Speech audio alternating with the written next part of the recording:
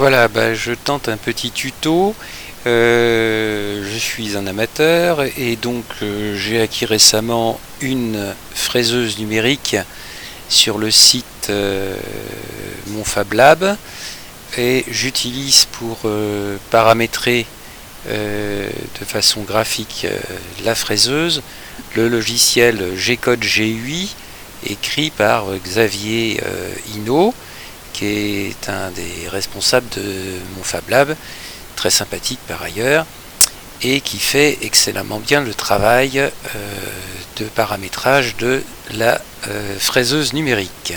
Ceci étant, il faut lui fournir à cette fraiseuse numérique un fichier G-Code, et qui est donc pris en charge par cet logiciel de Xavier Hinault. Mais la génération du fichier G-Code se fait par différentes voies, et moi j'ai choisi de l'obtenir à partir de FreeCAD. C'est un petit peu la curiosité du jour. Donc pour ceux qui connaissent FreeCAD, d'ailleurs je ne peux pas commencer un tuto sur FreeCAD, mais grosso modo on crée des esquisses comme celle-ci. Vous verrez qu'il faut qu'elle soit totalement définie pour pouvoir être extrudée de façon correcte. Une fois que donc je pars de là, je vous montre pas comment j'ai fait ça, c'est très simple, mais donc voilà, je pars de là et je fais l'extrusion. Puisque j'ai un matériau à fraiser qui fait 6 mm d'épaisseur, je l'ai extrudé en valeur positive ici de 6 mm. Voilà, donc je vous montre le résultat de l'extrusion. Pardon, petite erreur. Donc voilà, et on montre le résultat de l'extrusion ici. Voilà, donc on a notre corps extrudé. Bon, ça c'est bien gentil, mais avec ça on ne l'a pas encore fraisé, n'est-ce pas? Donc nous allons utiliser l'atelier passe, je sais pas, je suis très mauvais en anglais, peu importe. Et lorsqu'on est sous cet atelier là, on clique sur l'icône ici, totalement à gauche, pour créer ce qu'ils appellent un job. On clique dessus, il nous demande quel est le corps que l'on souhaite fraiser. Eh bien moi c'est cette extrusion que je viens de commettre, et je dis d'accord.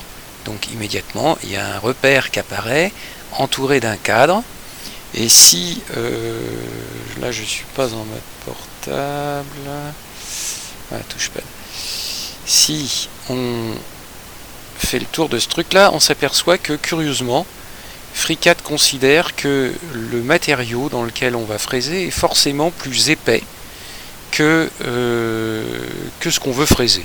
Donc là on simplifie les choses et on met la valeur de Z en dessous du corps à 0 ainsi qu'au-dessus, et comme ça on obtient un bloc de l'épaisseur du matériau que l'on veut fraiser.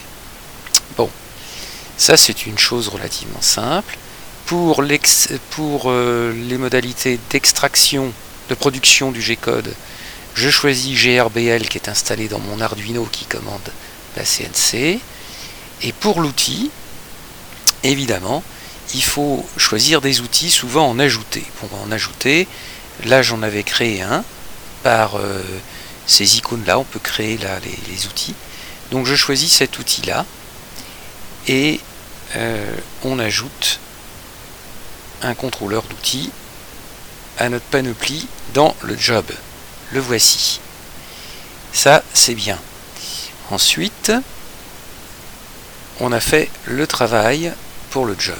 Qu'est-ce qui reste? L'outil ici, il va falloir bien veiller à bien régler la vitesse d'avancement, car ça n'est que si on le fait que ces vitesses d'avancement seront prises en compte dans les opérations suivantes que nous verrons. Donc ici vous voyez que la vitesse de travail, c'est ici, horizontal feed, vertical feed, et ça c'est les vitesses de déplacement sans travail, si je puis dire. Donc ici on va mettre une vitesse de travail. Alors j'ai expérimenté 500 mm/s, je suis un peu surpris d'ailleurs parce que je pense pas qu'il fasse 5 cm/s, mais peu importe. En vertical, bon, on peut mettre On peut mettre 5, c'est pas très grave. Ici, on peut mettre des vitesses bien supérieures, évidemment. Donc on peut mettre 1000.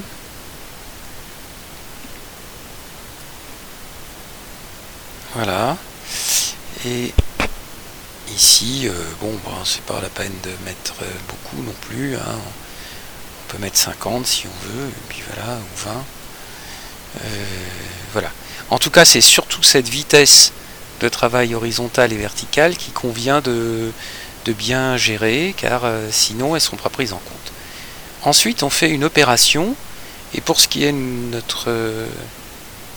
notre opération ici, ce qui nous intéresse, c'est de faire le tour de la pièce, et donc c'est avec cet outil qu'on commande le tour de la pièce.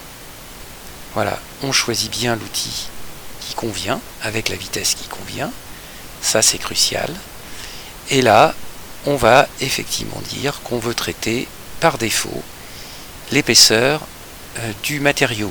FreeCAD a compris, grâce à l'épaisseur de l'extrusion, que le matériau, là en l'occurrence, c'est surtout de l'épaisseur du bloc programmé, qu'il devrait traverser le bloc. On vérifie qu'il a bien compris. Et il a bien compris. Ici, c'est par le nombre de passes qu'on aura à faire. On décide de s'enfoncer de 2 mm à chaque fois dans un matériau plastique tendre. Il n'y a pas de problème, évidemment, si vous travaillez à l'aluminium, il faudra être plus près des 0, quelque chose que vous trouverez vous-même en détail sur le site MonFabLab, par exemple. Donc, tout ceci va se faire très bien. Une fois que l'opération a été créée, on va tester ce qui va se passer en faisant ça. Voilà. Et là, on lui fait décrire l'opération. Et tout se passe très bien. Il vous montre comment la fraise va se déplacer dans le bloc de matériaux choisi. Bon, il va plus lentement à la fin. On se demande bien pourquoi, mais bon, c'est comme ça. Voilà, il a fini son travail. Il est content. Lorsque ça est fait, si vous dites que vous êtes d'accord sur la manière dont la fraise a travaillé, vous obtenez ici, on va dire, un tranchage qui prend le nom de cut matériel, toujours par défaut. Ce tranchage, vous n'avez plus qu'à le transformer en G-code en cliquant ici.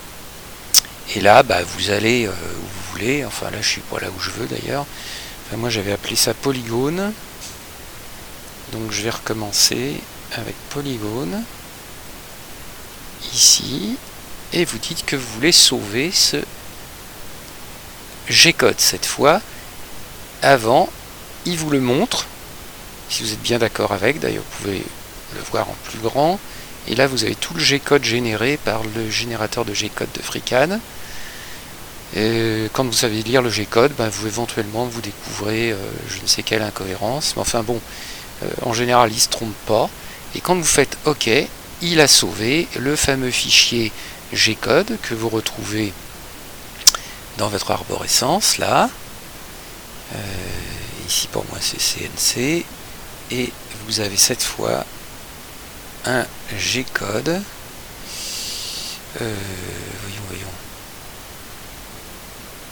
Polygone, je trouve plus polygone. Si, polygone, il est là. Voilà. Ça, c'est du G-code. Hein, faut faire confiance.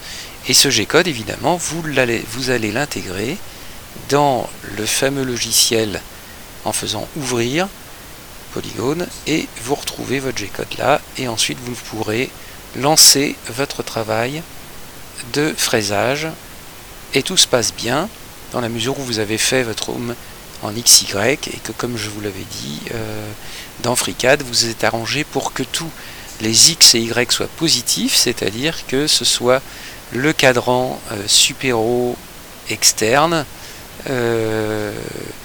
du plan des esquisses qui soient exploitées et qu'il n'y ait pas de valeur négative au niveau de l'esquisse.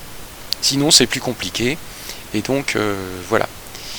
Ceci fonctionne très bien. Par contre, vous l'avez compris, nous avions fixé le Z de la machine à fraiser sur le martyr. Or, fréquemment, ce qu'on souhaite, c'est placer le Z à la surface du matériau qui est déjà en place sur le martyr. Donc là, il y a une petite modification à opérer qui consiste à dire que le contour, la profondeur, avant le tranchage, vous rééditez ici le contour et vous dites que la profondeur sera non pas de 6 à 0, mais de 0, voilà, ok, à moins 6.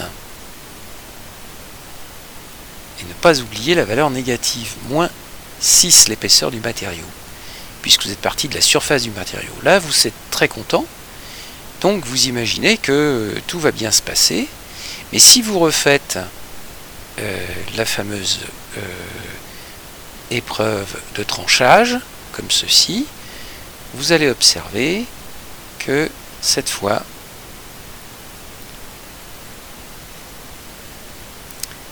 les tranches, elles sont en dessous du bloc.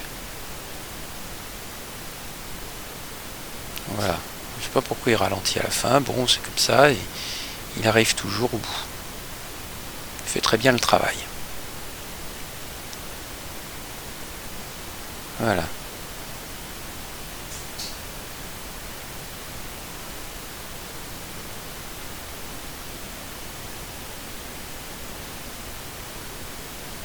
Très bien. Donc là, on dit qu'on est d'accord aussi. Donc on a obtenu un deuxième tranchage.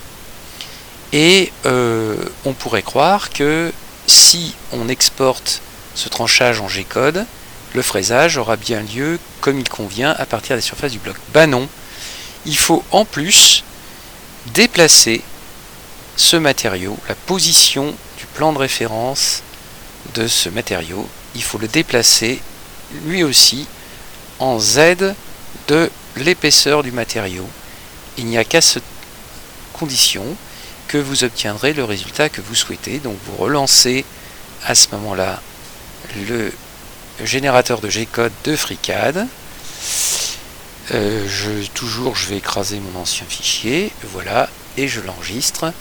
Et ça n'est que avec ces deux manipulations, telles que je viens de vous montrer, que vous pourrez fraiser parfaitement en ayant défini votre Z0 RAZ Z sur la surface du matériau à fraiser et non plus sur le martyr.